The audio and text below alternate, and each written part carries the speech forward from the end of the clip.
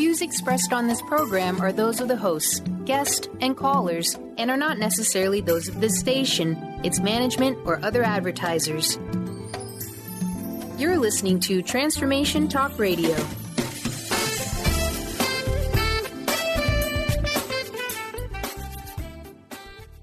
Hi, welcome. This is Dr. John DeMartini. This is one of the most amazing and inspiring shows that you can listen into. If you want to be on the edge of your seats, if you want to open up your heart, if you want to expand your mind, and you want to meet incredible people, stay tuned because you're just about to experience a transformative radio show that will change your life. And you're listening to the Dr. Pat Show that's coming up right next.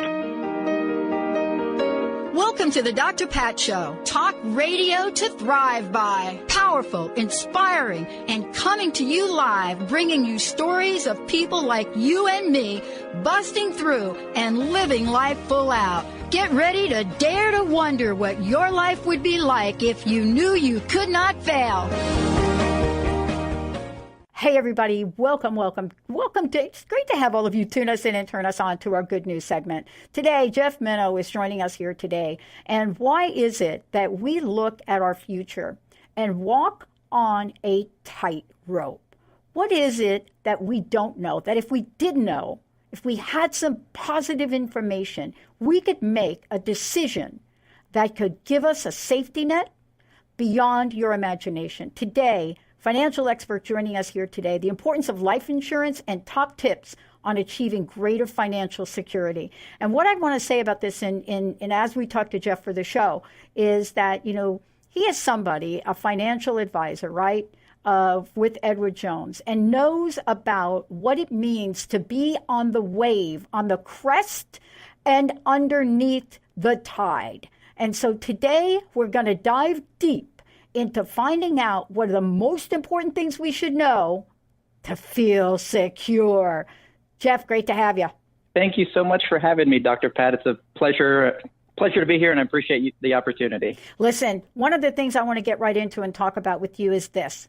I know one thing. I know it from my own personal experience, and I know it because I studied it for a lot of years in graduate school. Fear is the key friend of avoidance. What we are afraid of, we will avoid. And you have a ticket to ride so that we can get rid of fear, get educated, and protect ourselves. Tell us about where we are with what we don't even know about the questions we don't even know to ask. Sure. So one of the concerning pieces is that most Americans, their financial goals have little to no protection from the unexpected. Americans many of them do such a wonderful job of saving and contributing to their 401k and their retirement plans, and they work so hard to save for their family's future. But unfortunately, many of them are not adequately protected from life's unexpected risks, such as death. Yeah. And if a young family, someone passes away early, the remaining family, unfortunately, could be in a pretty tough spot. Yeah, and let me tell you about this. I've shared this on previous interviews I've done here with this fabulous, fabulous opportunity for us. I had a favorite uncle, and favorite uncle was coming to see me and died suddenly of a heart attack.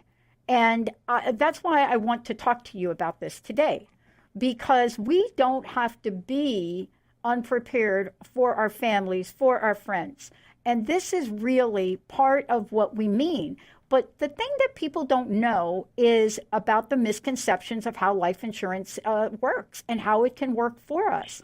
So we avoid taking action. Let's get educated today, Goeff, if we could. Sure. So there are many types of life insurance. Many, if you are employed, oftentimes your employer will give you a nominal amount of life insurance simply for being an employee, and sometimes you can augment that with a little bit more coverage. But many Americans, it would benefit them to have a personal policy separate from their employer. And the benefit of that is that employer plan may not be enough. Yeah. It could be perfect for you. Yeah. But it might not be if you have several kids, if you don't have a nest egg saved already. So having a personal policy can be a tremendous safety net for you Should you change jobs and maybe you take a 2-month sabbatical in between jobs and something happens to you? We want to make sure that you and your family are protected.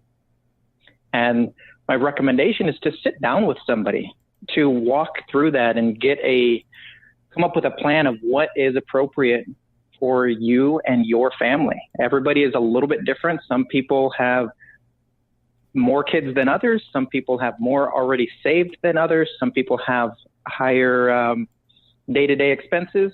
So the amount of insurance you need is very specific to you and your family. So I would encourage anybody listening to sit down with somebody and walk through that and come up with a plan that is appropriate for their specific needs. Yeah, I think the other thing you hit on that's very important to talk about is the idea of if you're with a particular employer, your insurance may be limited as well. And, you know, the way that the employment market works these days, it is employment at will. And so you have to ask the right questions to even figure out if you're in the right game. And I think that's part of what you're doing today, is looking at, are we even asking the right questions, right? Let's talk about coverage for a minute, because I think this is the next thing where people are like, what? I didn't know that. Sure. So your coverage through your employer, that may start right away. It may not start until further down the road, depending on the benefits that are provided by that employer. And the level of protection may be more or less than you need. Sometimes it's just based on base compensation. And if a significant amount of your compensation is through bonuses or stock plans, then that you might not be covered for enough. So some of the private personal policies that you can look into, one would be a term policy, and that is you're insured for X dollar amount for a certain number of years. Mm-hmm. So many young families choose 20 or 30-year policies because after that point, most of your major debts will be paid off. The mortgage will be a lot lower. You've had more time to save. The kids are probably out of the house or closer to it. So that's one version, and that can be a great choice for families. Another one is a permanent policy that, as the name implies, you pay that premium forever, but in return, it doesn't matter whether you pass away in the next 5 years or 45 years. Whenever you do pass away, your family receives that benefit. Mm. You know, what do you find that people are most unaware of, shall I say, and as they search? Is it that we don't believe that we'll ever need to think about this particular life insurance? You know, do you find that people are more or less thinking, well, maybe I have enough? What do you think some of the potholes are that people step in? And then also, I think, don't you find that we become a little skeptical about finding the sources that we can trust, right? Yes. Great questions, Dr. Pat. I'd say one of the biggest potholes is assuming that your work policy is enough. Mm.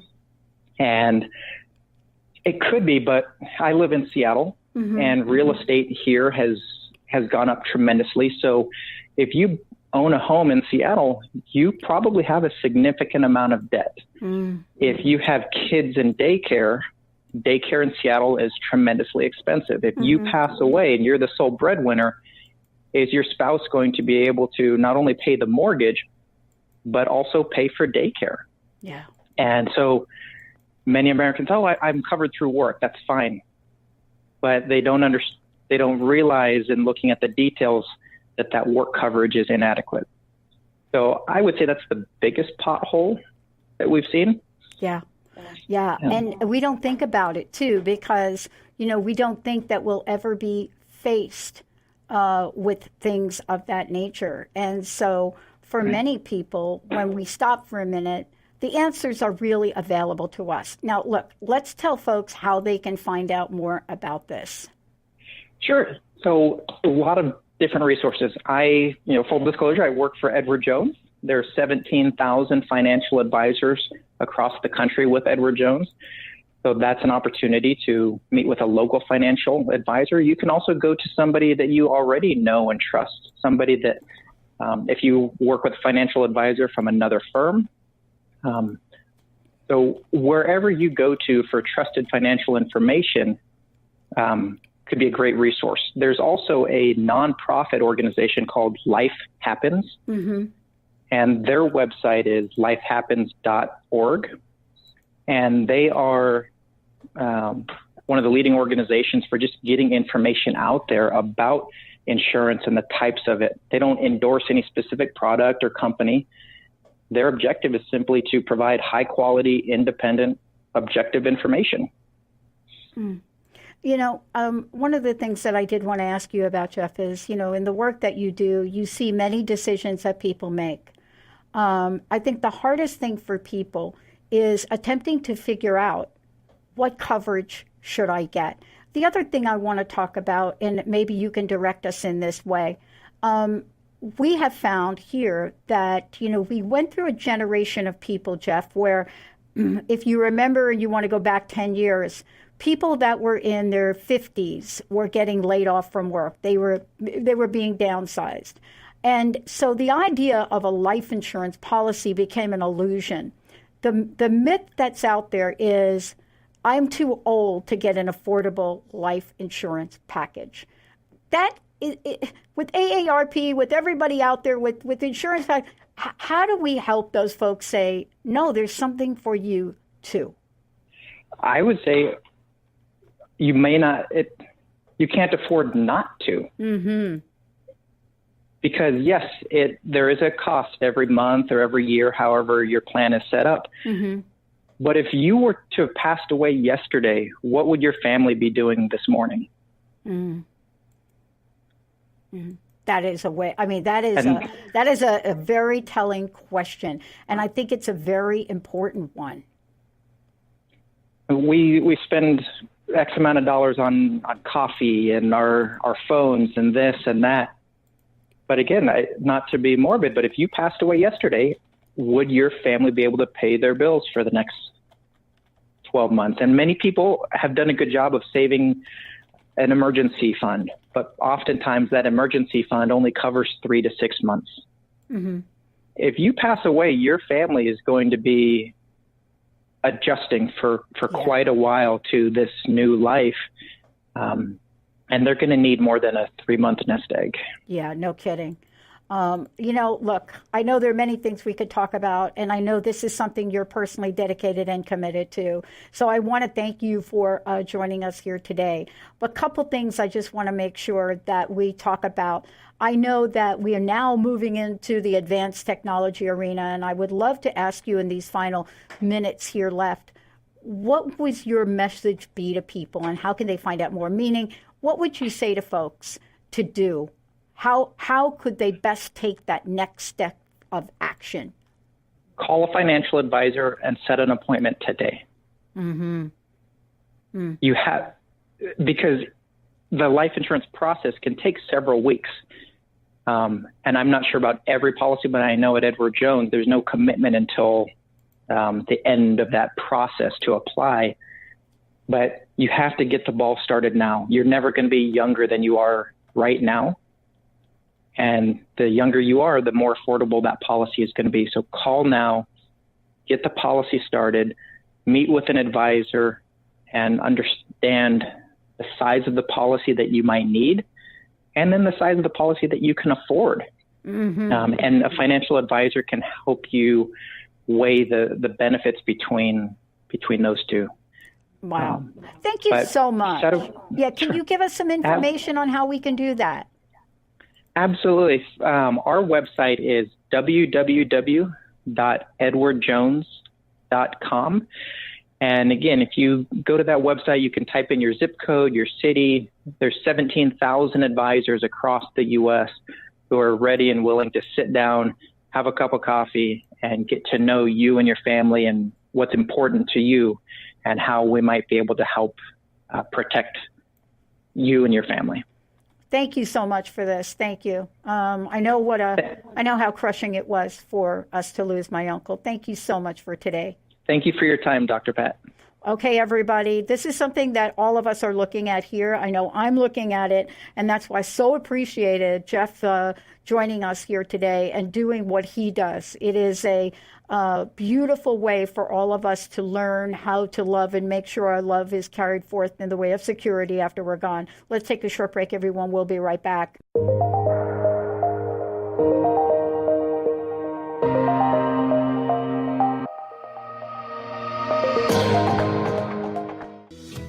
Have you been searching for a push to step out and share your gifts with the world?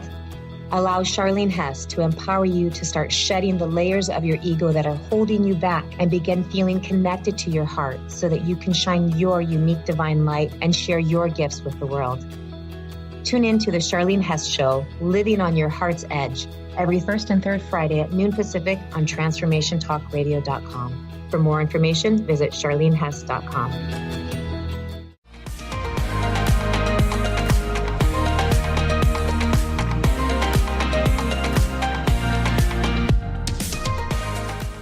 Hey, everybody, welcome to our good news segment. And, today, this is really good news.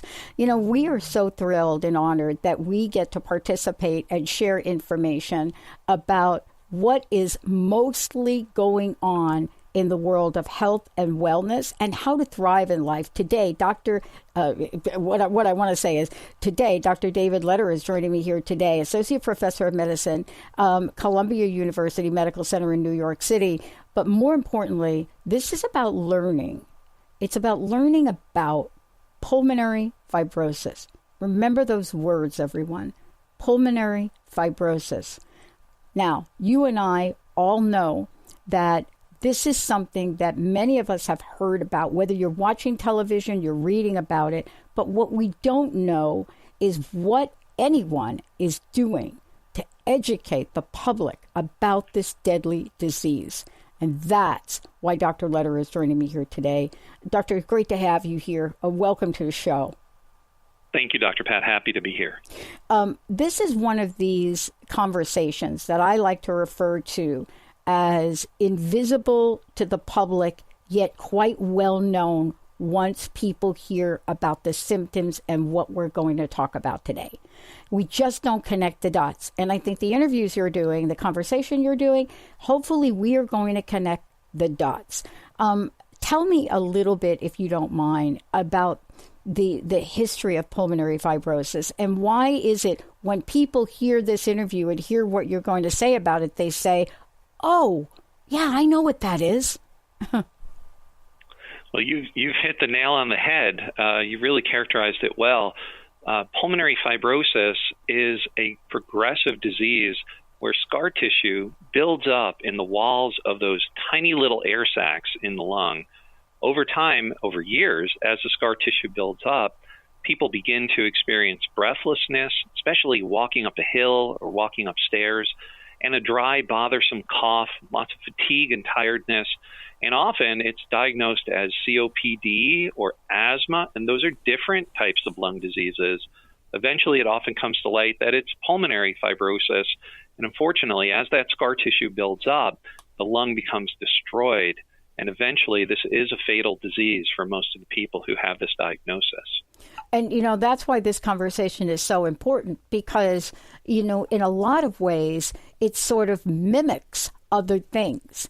And, because of that, I don't believe that people even understand that the scarring is going on, that something like this is going on of a serious nature. Isn't that one of the most important aspects of why you're out there talking about this today? Because we're talking about damage that is being done. And if people just knew about it, there might be something they could do sooner, correct? That is absolutely correct. And the Pulmonary Fibrosis Foundation, which is the organization leading the pathway towards a cure, has established a website called aboutpf.org, where you can go and log in and find our risk factor checklist and see if those symptoms, breathlessness and cough and tiredness, might be going along with certain risk factors, such as having mold in your home or being exposed to certain dusts like asbestos and coal dust in the workplace. And if you end up checking off some of those boxes, print that out, bring it to your doctor and say, could I have pulmonary fibrosis? Do I need a CAT scan, which is the way we diagnose the condition? And if you do have pulmonary fibrosis, it's time to make your way over to a care center. There are 60 care centers established by the Pulmonary Fibrosis Foundation throughout the country where there are experts ready to take care of people with this condition and make sure they get an accurate diagnosis and get on the right treatments. I think what you're talking about really points to something that people probably don't know. Number one, I don't think we know how many new cases occur annually. Usually when we're having conversations like this, folks don't necessarily understand the magnitude of it. So therefore, they self-deselect themselves, saying, oh, that's not me. But what are we looking at here? How many folks get this every year? And then what is it we're looking about from the population of people that have pulmonary fibrosis now? Yeah, so this might sound surprising to you. So there are 200,000 people living with pulmonary fibrosis in the country right now. And each year, there are 50,000 new people diagnosed with the condition. That's a lot of people. Now, the sad statistic here is that there are 40,000 people who pass away from this condition each year. And Dr. Pat, that's the same number of people who die from breast cancer each year. So think about that. 40,000 people dying from this disease each year, 40,000 women dying from breast cancer each year. This is a major disease that's underrecognized and unfortunately in the early stages, often undiagnosed or misdiagnosed. One of the things that I also wanted to ask you about, Doctor, is the fact that, there are very clear signs, symptoms, signs, whatever one wants to call them. And I think that if we don't look at these for a minute for our listeners, I would actually regret that, because there are several that when you put them together, they are unique, but individually, they're not. For example, let's talk about this dry hacking cough that an individual gets. By itself, it's just a cough. And 9 times out of 10, people would not pay attention to that. But there are other aspects of the cough that people may not know about. For example, why do some folks cough when they're eating food? Tell us about each of these individually, but more importantly, what happens when you put all three together? Hacking, right, breath, shortness of breath, and then the ultimate, which usually gets blown off as, oh, I'm just tired, better known as fatigue. Right. So I totally agree with you, and this is great. So the one of the major symptoms is that dry hacking cough. So this is a cough that doesn't have a lot of mucus or sputum. Mm-hmm. I will say most of my patients with this do tell me about some postnasal drip symptoms and mucus in their throat and coughing up a little bit of white stuff in the morning. But most of that cough is no sputum, and it just doesn't go away. It's all day. It's multiple times a day. It even interferes with things they can do. I have people who they say the first symptom was, I'm talking on the phone for a few minutes, and as I'm talking, I start coughing every time. Well, that's not normal. You shouldn't be coughing every time that you're speaking or walking.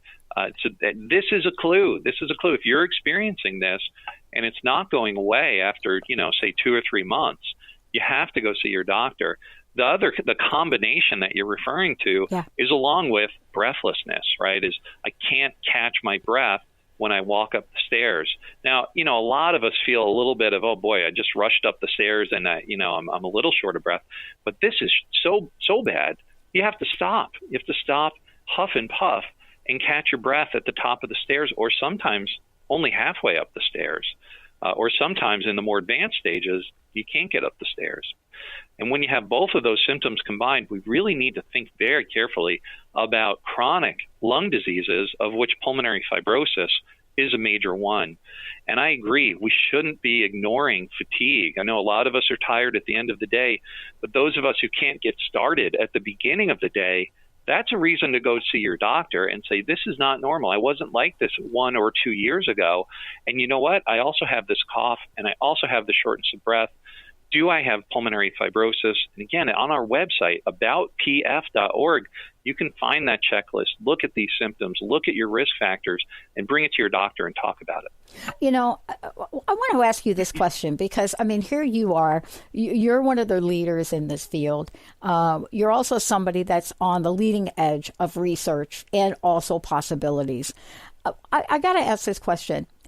Given how obvious the symptoms are, what do you think is the greatest challenge that keeps people from saying the words you just said? Meaning, what is the greatest challenge from people actually saying, there's something going on here that I know is not right? Do I have this? What stops them?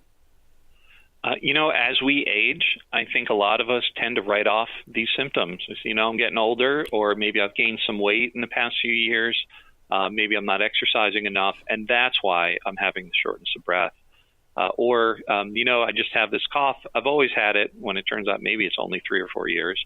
I think it's from my reflux, and reflux actually is a risk factor for this disease. So I think we all do that. We naturally try to minimize our symptoms and try to avoid going to the doctor. This is a disease that tends to affect older folks, but also tends to affect men a little bit more than it affects women. And I think we all know that men are a little bit more hesitant to go to their doctor. I can tell you as a patient, I certainly am hesitant to go to my doctor. My dad, by the way, my dad didn't even want to spell the word doctor. So, I mean, you're like, you just nail it. I think what we're talking about here and doing the show, and definitely you all have put up a fabulous website. I want to make sure everybody has it. It's about P for pulmonary, F for fibrosis, .org. And when you go to the website, aboutpf.org, what you're going to find when you get there, you're going to find a series of videos, perfect for you to look at. You're going to find information. There's also a link that's going to provide you with more information and patient resources. Beyond all of that, you can donate. And then the other thing I found important that I would love for you to talk about is some of the risk factors, meaning what part of your past, right, or what part of what you're doing now may be contributing factor. Let's talk about these. I think the number one thing everybody will point to is, you know what, I used to smoke, right? But it's not the only thing. That's right. Smoking is a major risk factor for this condition, as it is for other diseases like COPD. So smoking, getting older, we see it a little bit more in older folks than younger folks. And if someone in the family has had pulmonary fibrosis, you may be at increased risk for the disease. There's also a family of other diseases. We call them autoimmune diseases that you're familiar with. Yep. These are diseases like rheumatoid arthritis and scleroderma. And those diseases very much increase the risk of developing pulmonary fibrosis. Certain medications that people have had, especially a history of getting chemotherapy or radiation treatments to the chest, that can trigger scarring. And then things in the workplace. I think I mentioned asbestos, coal dust, silica, which can be from stone grinding, foundry work, quarry work. Those can all trigger scarring in the lungs. And the most common cause of scarring that I see in my practice is mold. Yes. Believe it or not. Yeah, no, I do believe it. Yeah, mold is a big problem. Not only can it cause things like asthma and allergies, but it can trigger scarring, long-term exposure to mold in the home. You had flooding in the basement, roof leaking, pipes leaking, it wasn't repaired. There's water damage. Even if you don't see it or smell it, you may have mold in the home, and that can cause this disease. So if you're coughing, you're short of breath, and you have mold in your home or even water damage, go to our website, aboutpf.org, and bring that checklist to your doctor. Okay, I want to get to this. I know we've got a couple minutes left. Most folks think about something like this, and they're afraid also to bring it to the forefront because they don't believe there's a solution. What advancements have we made? Where are we? We are making a lot of progress. We have 2 drugs that are available. These medications can slow down the progression of the disease. Certainly better to start these as early as possible so we can slow that early progression as well.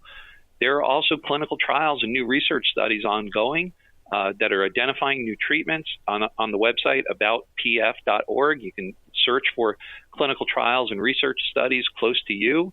And then very importantly, the Pulmonary Fibrosis Foundation has established a registry of patients with this disease across these care centers we have in the country. There are over 2,000 patients in this registry. We have their genetic information and blood tests and all of their medical records. And this is helping us and helping scientists lead us towards a cure. Well, Doctor, thank you so much. And again, for everybody out there, please go to the website aboutpf.org. One last question. What's your personal message? What do you want to leave us with today? My personal message is hope.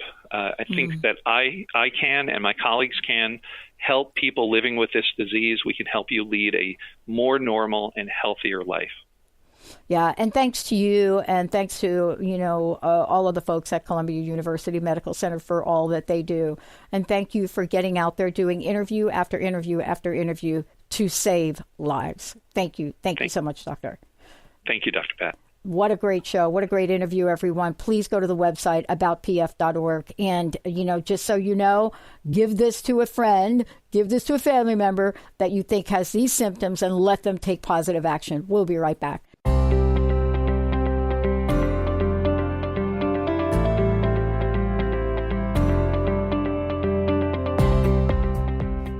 Learn to live in the light and unveil the authentic you with A Time of Healing Radio with me, Felice Diana, on transformationtalkradio.com. Tune in every third Tuesday at 11 a.m. Pacific as I help listeners understand sacred fusion energy and how to connect to the spirit that fuels the very life we live. Explore the journey of spiritual transcendence and ultimately discover the path to peace, love, purpose, and wholeness. For more information, visit atimeofhealing.com.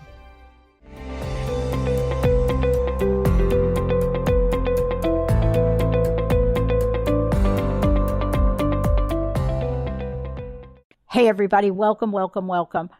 When I got this interview coming across my desk, and I saw that it was about the importance of mental health programs at work, one of the things I reflected upon was the 8 years that I went back to school after job loss.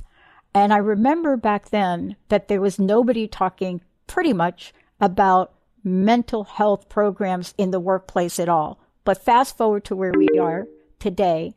And what I want to say about all of that is that in the world we live in the place we live in, it's a big conversation. That's why Michelle Jackson is joining me here today. Michelle, thank you for being here today. Thank you for the opportunity to talk about some important work. Well, before we get going, I want to talk a little bit about your organization. So give us a little backdrop. So I like to set the stage for our listeners, if you don't mind. Yeah, definitely. So Unum is the largest employee benefits provider, and we offer a range of products that give employees peace of mind when they are disabled or ill or have the death of a loved one. We work with employers of all sizes in all different industries, and we try to help them provide benefits to their employees that are going to be meaningful and help attract and retain talent. One of the things I was looking at, and I love this because, those of us that have been affected by things like this, we become passionate. You're passionate about this, but you're also passionate about helping people overcome challenges. I want to ask you about that. Given who you are today and what you've experienced, have you experienced these challenges that you had to overcome? Oh, definitely. So I have a training as a clinician and then moved into the insurance world. And the things that I've had to overcome have definitely taught me the importance of resilience and coping skills. So early in my school days when I was a student and I had moved out and was living on my own and had made some pretty bad choices, I started studying what was called resilience training, and learned that there are just certain individuals that have the capacity to face adversity and to drive through it or work through it. And that is a very specific skill set. And then you've got similar individuals who, in the face of adversity, struggle and have a difficult time getting through it and coping. And what's the difference in those two makeups, the mental resilience of an individual? So it was intriguing to me. I wanted to figure out, what could help individuals become more resilient, what could help them get through problems, and how can we help individuals overcome? Well, and that leads us to, let's just call it the state of affairs. one of the things that I discovered over a decade ago when I took this on to study it was I was shocked. Fast forward to where we are today, I'm double shocked. Give us an update on where we are with mental illness now. And for me, some of those statistics people may not realize when they hear what you're about to say. Give us the update on what we're looking at in the workplace and in general. Okay. So 1 in 5 U.S. adults, or 44 million individuals, experience a mental illness in a given year. 1 in 25 individuals are living with a serious mental illness that substantially interferes with or limits their ability to work or function. So when you think about those statistics and you realize that Unum is a disability carrier, so we work with individuals that are not able to work, you can see that if individuals at that rate are struggling with mental illness, then it's impacting an organization. They're going to have workers that are out because of a mental illness. We wanted to better understand how that occurs and what employees and employers are doing about it. So we conducted the research among 1,800 employed adults, 500 of those working adults with a diagnosed mental health issue, and then the HR people that actually work in the employer setting, so 268 HR professionals. And we did this so that we could understand how mental health issues are impacting today's workplace. What we found? Yes, that's what I was just going to ask you. Yeah, so what we found is that employee mental health is extremely important and it needs attention in the workplace. It's prevalent. We find that mental illness results in, it's one of the top 5 disabling conditions that we see disability claims for. So it's happening. We also saw from the Unum research that there's a gap in the understanding of what resources are available. So when we polled these workers as well as HR, the HR is telling us we offer resources, we offer support, we're doing things. But the employees are saying, we don't know about this, we're not aware of it, and there is not a resource available. So that discrepancy was pretty significant. So that showed us there's a lack of understanding from employees as to what's available. We then looked at triggers and what's causing these types of mental health issues and stressors. And number 2 is financial stress. Financial stress is one of the biggest triggers for mental illness in the workplace. The number 1 item was somebody's own health and medical condition. So again, from our perspective, when somebody's unable to work because they're disabled or ill, that's going to be the number 1 stressor that could trigger a mental illness in addition to their medical condition. And then number 2 is financial. We know that because Unum offers disability insurance, income replacement. The worst thing that can happen to a person is to be ill or to need treatment and not have their paycheck, not have their income. So you can see that financial stress can be a big trigger for mental health issues. I know we've got much more to talk about, but before we do, I want to make sure our listeners, Michelle, have the website, how they can find out more, because in these short interviews, there's only so much we could talk about. What's the best way for people to find out more and to find out what the solutions are? Great. So the full report, it's the 2019 Mental Health Report, is on Unum's website at unum.com/mental health. And that's unum.com/mental health. And they can download the full report. Let me ask you this question. There are a lot of factors that go into looking at, mental health in the workplace. And you've named quite a few of them. One of the things that, for me, that I've taken notice to here in the recent, I'd say 3 to 5 years, has been the degree by which workplace bullying is going on. Now, I know perhaps the statistics don't show this because it's so new in the research on this. But when we're talking about the environment at the workplace, how does that contribute? That's a really interesting point. And as one of the key triggers for mental health issues that our research found, job satisfaction is listed as the number 5 trigger. And when you think about stressors that can impact mental health, the reports from the individuals we polled do indicate that work and environment are key factors.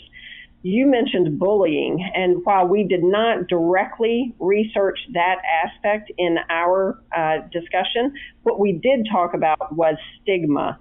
And I think stigma can very closely related to bullying. If you do not feel like you have a safe environment where you can be authentic, where you can be real, where you can talk about the things that are important to you, then you obviously are going to repress them. You're going to internalize them. You're going to feel lack of support and lack of collaboration. So we did find in the Unum research that stigma, it continues to be an issue around mental health, and that it needs to be addressed in a continued fashion at the workplace. One of the things that many years ago when I was in human resources for the telephone company, one of the things that we were very, very concerned about is how do we educate, not necessarily employees per se, but how do we educate managers, especially first-line managers, that person that you report to really be mindful of the signs. And let me ask you this, if we could talk for a minute.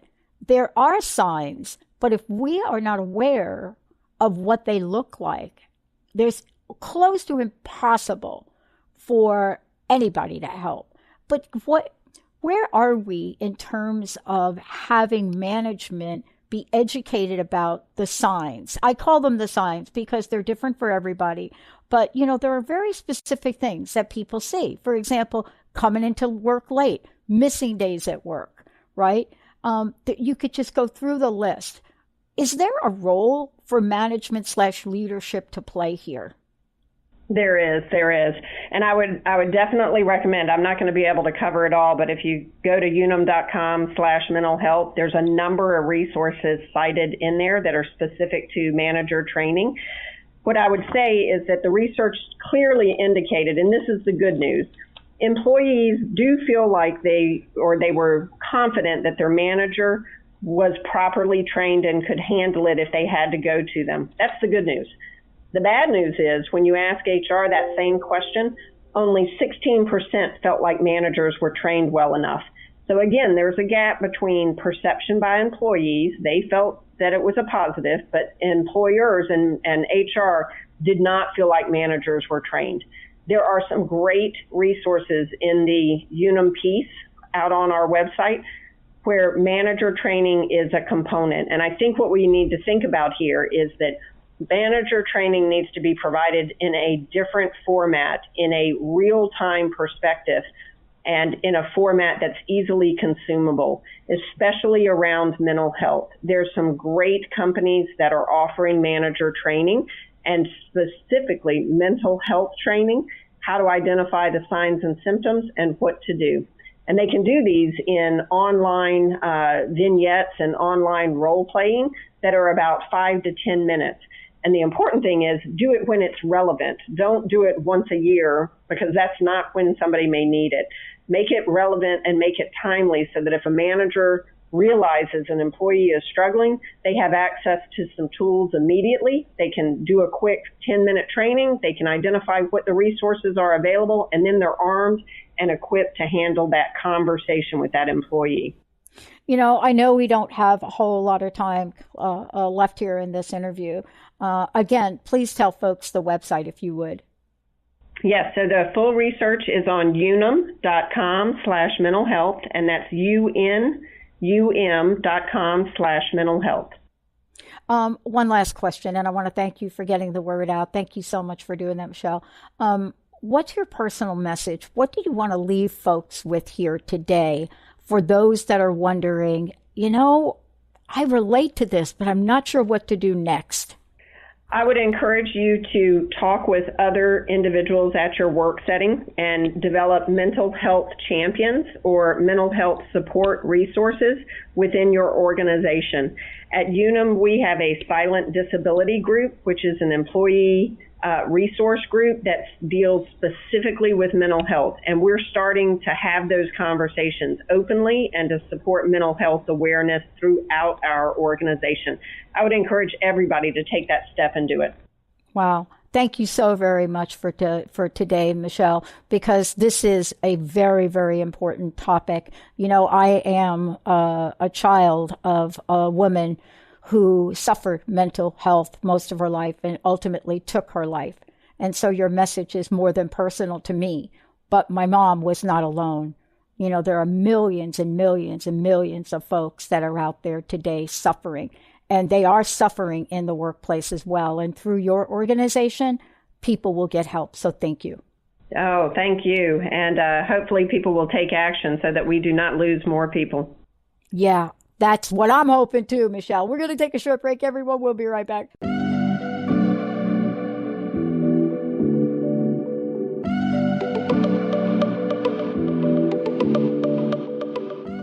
Living Lighter Radio with Jason and Patricia. We have an ecosystem approach to your life. Tune in weekly every Monday at 1 p.m. Pacific on Transformation Talk Radio as we, Jason and Patricia, discuss what's truly holding you back. We offer you the tools you need to reach your goals and at the same time be living lighter. For more information about Living Lighter, visit www.livinglighter.org.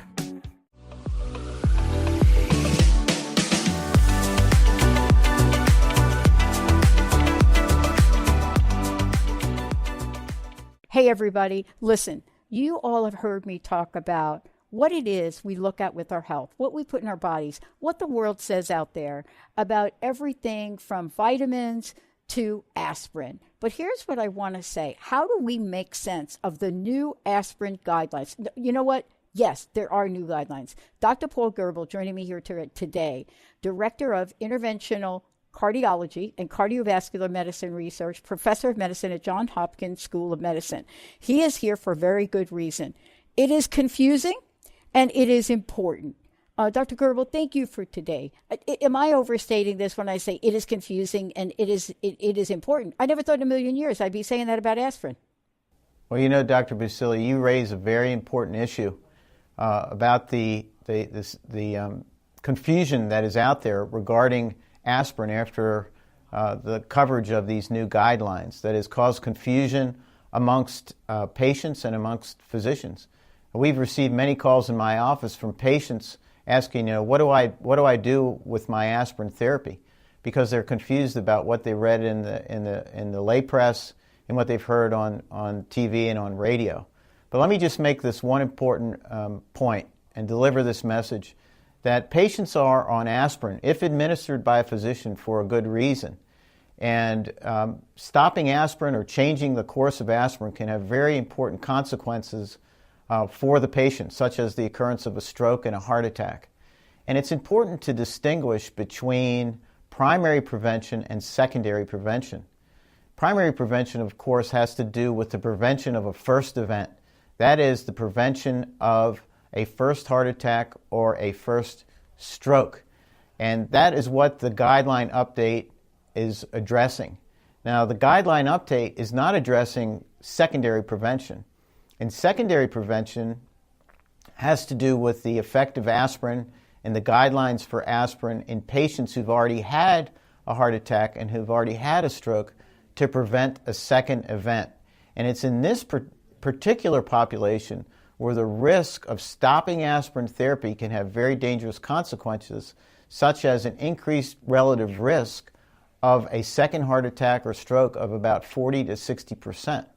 So the important message I'd like to deliver is, if you're on aspirin, stay on the aspirin therapy. And if you have any questions about your aspirin therapy, don't change the therapy based on your own decisions. Talk to your doctor, have a discussion with your doctor, and then proceed thereafter. But aspirin is an important drug to many patients, particularly the patient for secondary prevention of another event. Oh, what you're talking about, first of all, I love the way you broke this down into very simple terms, right? Because we are talking to people that are not doctors, and they just want to know, wait a minute, I am confused. I don't know what to do. But I also want to say that for those of you listening, I want to send you to a website which has a lot of information. I really appreciate the folks at Bayer for doing this.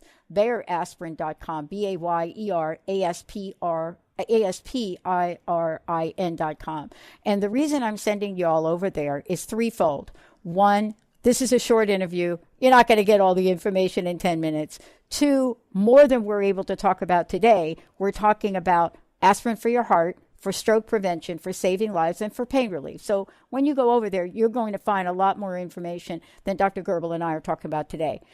Let's get to a couple of quick things. First and foremost, talk about the relationship between aspirin and cardiovascular disease events, because I think this is still confusing for people, but yet we have found out now through science, super important. Well, very important topic. And the evidence base to use aspirin for prevention of a second event, that is in patients who've already had a heart attack and who've already had a stroke, is very strong. And so this refers to the treatment of patients who've had heart attack and stroke with aspirin. It's in this population of patients particularly that any change in aspirin therapy could have very bad consequences, such as the occurrence of another heart attack and another stroke. Secondary prevention also refers to patients who've had stents put in their heart, where again, stopping aspirin could have a serious clotting risk of a clot formation inside of the stent. Patients who've had bypass surgery and patients who've undergone vascular surgery such as carotid endarterectomy to open up the blood vessel to the head. Aspirin has been shown in these patients to play a very important role. Now, this population of patients should not deviate from their aspirin therapy, nor should the patients who are receiving aspirin for primary prevention. And again, primary prevention has to do with the prevention of a first event. These patients are on aspirin after the physician determines that they have a high predicted cardiovascular risk. And again, the final message is that any decision-making with regards to aspirin should be made by the treating physician, that patients should not make these decisions on their own. Well, what I love is the information that people find when they go to the Bayer site. You know, one of the things I was looking at, and I was shocked by this, doctor, where I saw a statistic that said that, you know, a doctor-directed, very clear, a doctor-directed aspirin regimen can help reduce the risk of recurrent heart attack by 31%. That is staggering for many people to think about, but of course it's not appropriate for everyone. So you have to talk to your doctor before you begin, but you also have to talk to your doctor before you stop. And I think that we don't do either of those. I was also struck by the fact that the statistics for stroke is 22%, right? No, you're exactly right. And when you look at the evidence base for that, which goes back to decades of clinical trials with aspirin, you know, we refer to it as the workhorse antiplatelet drug or antithrombotic drug or anti-clotting drug. It's really based on the evidence that you just mentioned, a significant effect on reducing heart attack and stroke in patients who've already had a heart attack or a stroke. So I think a lot of people may think, you know, because they can get it over the counter, that it's not an important drug. It is indeed a very important drug, and that any deviation from the aspirin therapy can have serious consequences. And you also made the important point that, you know, patients should never make decisions about medications, starting them or stopping them, whether it's aspirin or whatever, until they speak to their physician. I know we've got a minute or so left here, and I sent people to the Bayer website, Bayer, B-A-Y-E-R, folks. Go look at BayerAspirin.com. And the reason I'm sending you there is there's lots of information that we're not going to get to today. I know in the last minute or so, there's so much to talk about, but I got to ask you, what is your top three? If you were leaving our listeners with the top three, folks, this is what you should do. What would that be? Or this is what you should know. What would that be? So what the patient needs to know is if they're on aspirin therapy, they should talk to their treating physician if they have any questions about the aspirin therapy. They should not ever stop the therapy, whether it's aspirin or any other medication, without talking to the treating physician. Similarly, they should not start aspirin therapy until they have a discussion with their treating physician. Those are the two really important messages I want to deliver. And I guess the third thing that I would say is please vet or verify what you hear on the news or in the lay press with your treating physician. Don't make the decisions on your own. Thank you for today. One last question. Outside the website, what's your personal message? What do you want to say to folks today? How important is this to you personally, doctor? It's very important to me personally because I care for patients with cardiovascular disease. Aspirin plays an important role in their therapy, and they should never deviate from their medical regimen until they talk to their treating physician. Wow. Hey, everybody, Dr. Paul Grubel joining me here today, Grubel. And one of the things I want to say, he is doing this 24/7 to get the word out. That's how important it is. Please, please, please listen to what we've said today. Go to the Bayer Aspirin website. Check it out for yourself. And believe me, if you've got any questions whatsoever, pick up the phone and call your doctor. Thank you, Dr. Paul. Thank you so much. Have a great day. Thank you, Dr. Busili. Have a good day. All right, everybody. That's our good news segment. We're going to take a short break. We'll be right back.